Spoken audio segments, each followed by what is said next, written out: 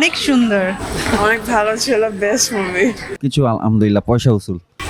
অনেক ভালো ছিল, খুবই ইমোশনাল। বহুদিন পরে ছবি দেখে কান্না করছি। খুবই ভালো লেগেছে, খুব সুন্দর। অ্যাকচুয়ালি সিয়ামের অভিনয় দেখে আমি টোটালি স্তব্ধ হয়ে গেছি। সব পাল্টে দিচ্ছে। সাকিব খানের যেমন একই প্রায় ছবি আমরা দেখতে পাচ্ছি, কিন্তু ওটা ভিন্ন ভিন্ন এবং শেষে চোখের পানি চলে এসছে। সত্যি খুব সুন্দর ছবি। ওভারঅল সবার অভিনয় ভালো ছিল।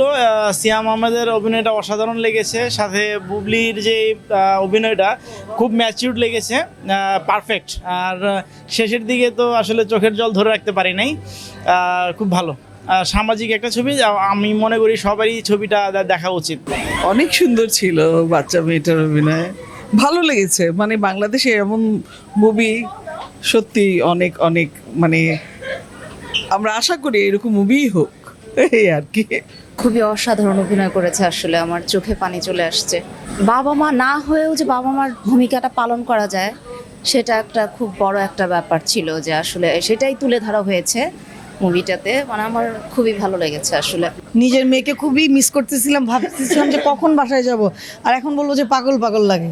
আমার কাছে মনে হচ্ছে শিক্ষামূলক, এখনকার সময়ের জন্য খুবই উপযোগী ছবি এটা, যদি মানে বলা হয় আর কি। সবার জন্যই দেখা উচিত। হ্যাঁ, সেটাই। সব বাবা মায়ের হ্যাঁ, শিক্ষার বিষয় আছে। কান্দনই যাচ্ছে, কষ্ট হয়ে যাচ্ছে খুব। একবার ইমোশনাল ফার্স্ট অসাধারণ অসাধারণ অনেক সুন্দর।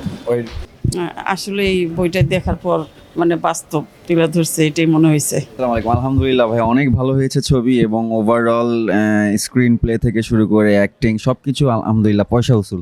খুবই ভালো, খুবই। সিয়ামের অভিনয়, বাচ্চার অভিনয় মানে অসাধারণ ছিল, অসাধারণ। অনেকদিন পর ছবিতে কান্না করলাম, আমার কি অসাধারণ অসাধারণ ছিল। অনেকদিন পর, অনেকদিন পর হয়েছে, এক্সিলেন্ট। হ্যাঁ, অনেক অনেক সুন্দর, অনেক সুন্দর, ছবির মতো অনেক সুন্দর হয়েছে।